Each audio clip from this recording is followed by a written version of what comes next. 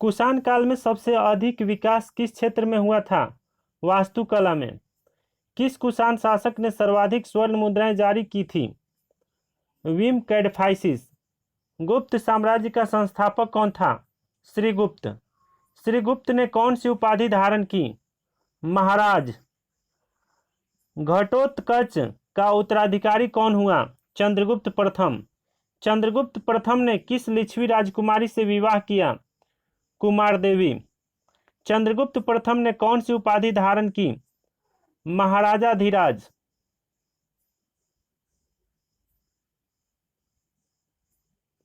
चंद्रगुप्त प्रथम ने कब गुप्त संवत चलाया? किस उपलक्ष्य में? 319 से 320 ईस्वी अपने राज्यारोहण की स्मृति में।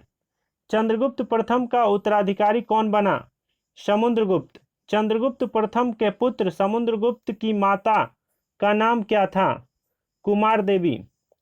चंद्रगुप्त प्रथम के पुत्र समुद्रगुप्त की माता का नाम क्या था? कुमार देवी। समुद्रगुप्त की पत्नी का नाम क्या था? दत्ता देवी। किस लेख में समुद्रगुप्त के जीवन व व्यक्तित्व का विस्तृत विवरण है? प्रयाग प्रशस्ति। समुद्रगुप्त का दरबारी कवि कौन था जिसने प्रयाग या इलाहाबाद प्रशस्ति लेख उत्कीर्ण किया था? हरिसेन।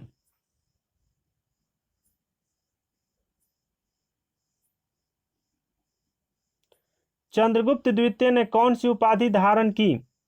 विक्रमादित्य। चंद्रगुप्त द्वितीय की पहली राजधानी कहाँ थी? पाटलिपुत्र। चंद्रगुप्त द्वितीय की दूसरी राजधानी कहाँ थी? उज्जैनी। चंद्रगुप्त द्वितीय का प्रधान सेनापति कौन था? अमरका दर्व। चंद्रगुप्त द्वितीय का उत्तराधिकारी कौन बना? कुमारगुप्त प्रथम। कुमारगुप्त प्रथम ने कौन सी उपाधि धारण की? महेंद्रादित्य। कुमारगुप्त प्रथम किस देवता का उपासक था? कार्तिकेय। कुमारगुप्त प्रथम का उत्तराधिकारी कौन बना? स्कंदगुप्त। स्कंदगुप्त के किस अभिलेख से उसके व हुनों के बीच हुए युद्ध के विषय में जानकारी मिलती है? भिटारी स्तंभ लेख, गाजीपुर उत्तर प्रदेश। स्कंदगुप्त के किस अभिलेख से उसके व हुनों के बीच हुए युद्ध के विषय में जानकारी मिलती है? भिटारी स्तंभ अभिलेख, गाजीपुर उत्तर प्रदेश। हनों को पराजित करने के बाद स्कंदगुप्त ने कौन सी उपाधि धारण की? विक्रमादित्य। देखिए, इस तरह ही पढ़ा जाता है। आप लोग क्या करते हैं, आप लोग कोई भी यूट्यूब चैनल पे जो पढ़ाया जाता है वन लाइनर, उसको सिर्फ देखते हैं।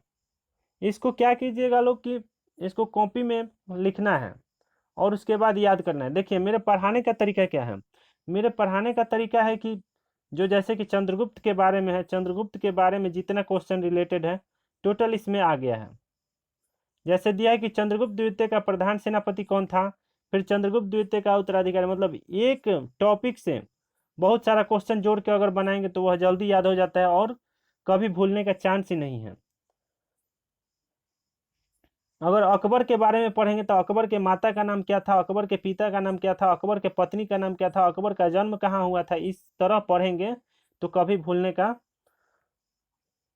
कभी नहीं भूल पाएंगे। तो इसीलिए कहते हैं कि एक क्वेश्चन से जोड़कर एक से अधिक क्वेश्चन पढ़िए ताकि वह जल्दी से याद हो जाए और कभी ना भूलें।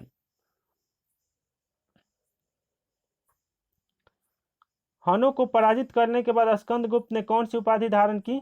विक्रमादित्य। स्कंदगुप्त ने किस मौर्यकालीन झील का पुनरुद्धार करवाया था? सुदर्शन झील। स्कंदगुप्त की मृत्यु कब हुई थी? 467 ईस्वी में।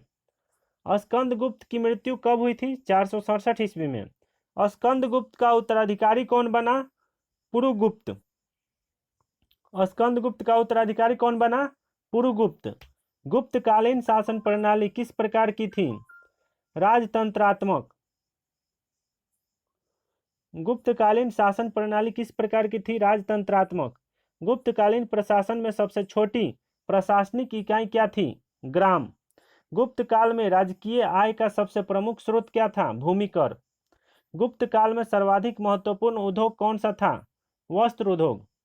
देखिए हर एग्जाम में जीके जीएस पूछता है, इसलिए अगर आपको कोई भी एग्जाम निकालना है तो आपको जीके जीएस कम से कम 80% आना चाहिए, तभी आप कोई एग्जाम निकाल पाइएगा। जैसे देखिए बिहार पुलिस का ही एग्जाम हुआ है, बिहार पुलिस के एग्जाम में बहुत ही दिन से तैयारी करने वाला विद्यार्थी भी नहीं निकाल पाया है, वही लड़का निकाला है जो बिहार दरोगा का तैयारी किया था और बिहार दरोगा में निकाला था, वही उसी का बिहार पुलिस में रिजल्ट हुआ है।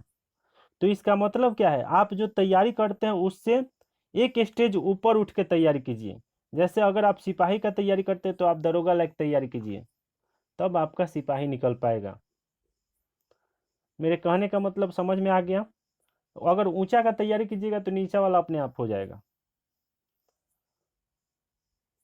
तो आप यह मत समझिए कि 100 क्वेश्चन पढ़ लेने से बिहार पुलिस में चाहे कोई भी एग्जाम निकल जाएगा। उसके लिए कम से कम आप लोगों को 100 क्या, जितना पढ़ो उतना ही कम है। ज़्यादा से ज़्यादा मेहनत कीजिए और एग्ज़ाम पास कीजिए। जब तक एग्ज़ाम नहीं पास कर लेते तब तक आपका मेहनत सफल नहीं है। कितना भी मेहनत कर लीजिए, घर पे लाख पढ़िए, लेकिन एग्ज़ाम में नहीं अगर आएगा आपका क्वेश्चन तो कोई मतलब नहीं है पढ़ने का।